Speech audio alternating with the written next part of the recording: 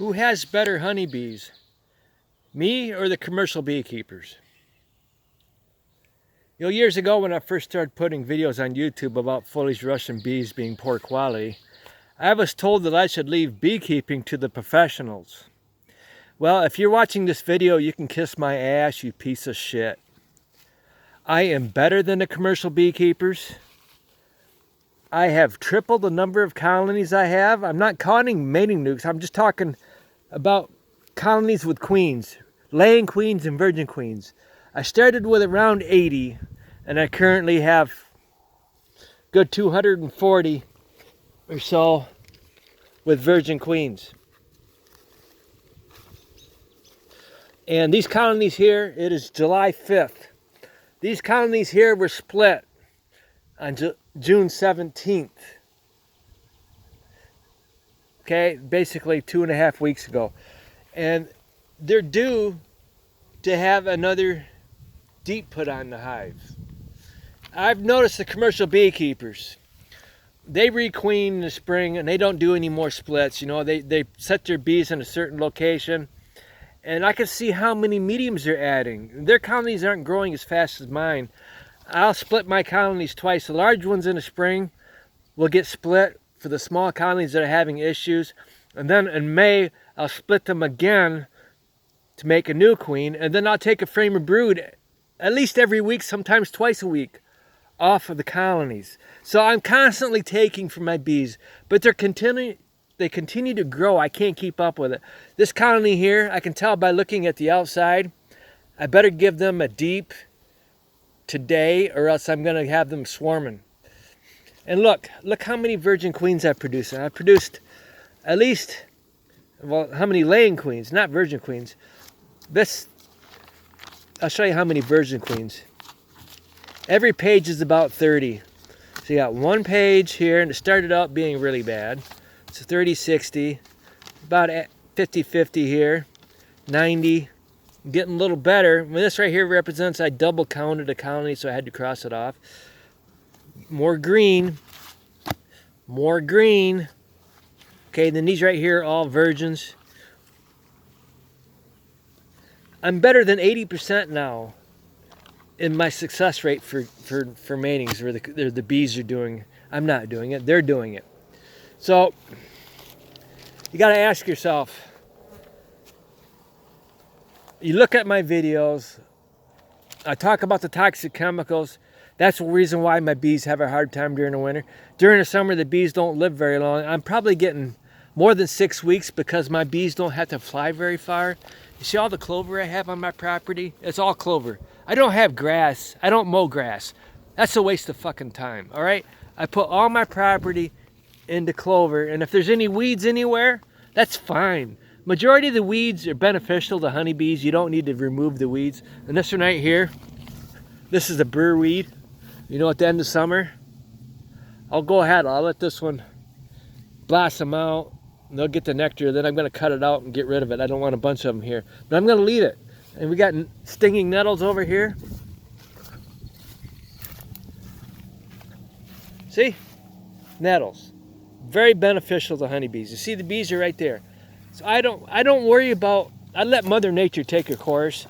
Here's some red clover. I tried to control things, I gave up. Let it do whatever it's gonna do. Here's another burr weed or whatever you want to call it. Okay, let nature do whatever it's gonna do. Majority of everything's beneficial to honeybees. You guys that are mowing lawns and you have honeybees, Dutch white clover is good to have in your lawn. Sprinkle a bunch of Dutch white clover in your lawn. It will help the honeybees. If you want to keep a nice lawn around the house, no problem. Don't spray dandelions. Don't use any chemicals to get rid of dandelions, and don't worry about the Dutch white clover.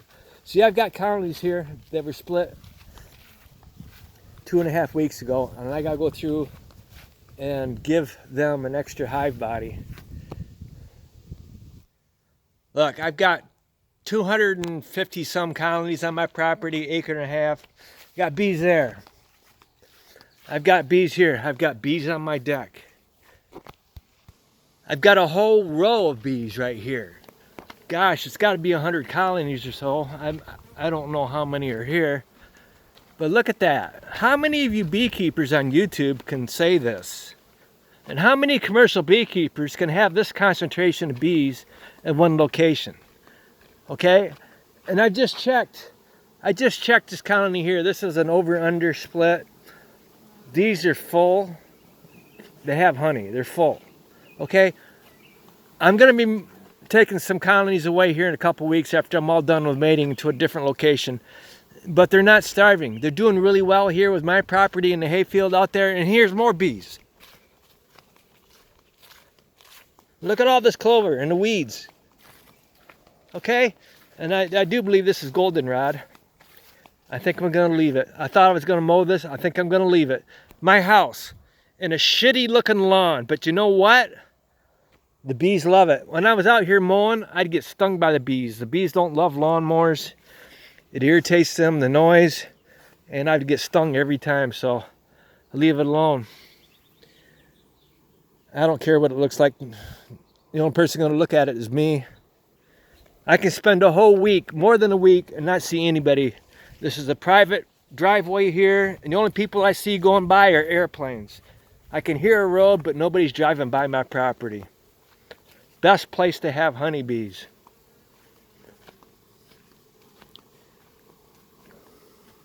See this colony here? Not as many bees.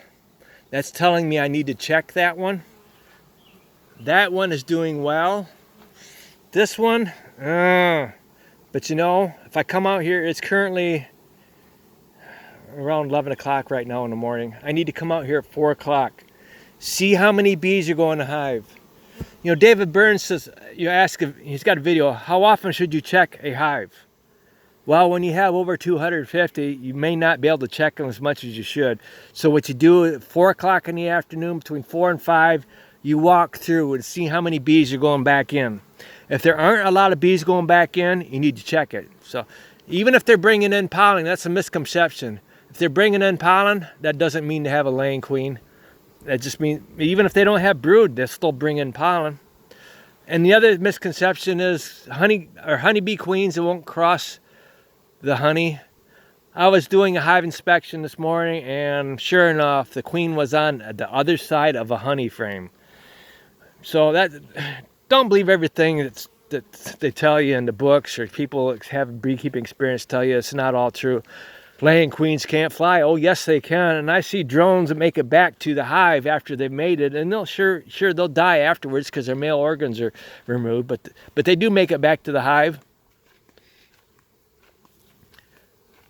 And this is really amazing when you come out here in the afternoon around 4 o'clock.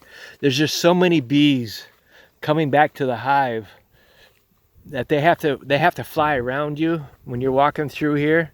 It's really cool. The only other time I've ever experienced this many bees was when I went to a beekeeper to buy some frames for my queens that had issues, and I didn't have enough workers left over, and he had some queenless hives. I bought some frames from him, and there were like 300 to 500 frames that they just brought back from the south up to Michigan. And it was amazing. There was 1 acre property with hives everywhere. That's the only other time I've seen this many bees. But currently I'm probably in the top 10 in my area for number of colonies. I'm not a commercial beekeeper yet, but I'm in the top 10 in my area.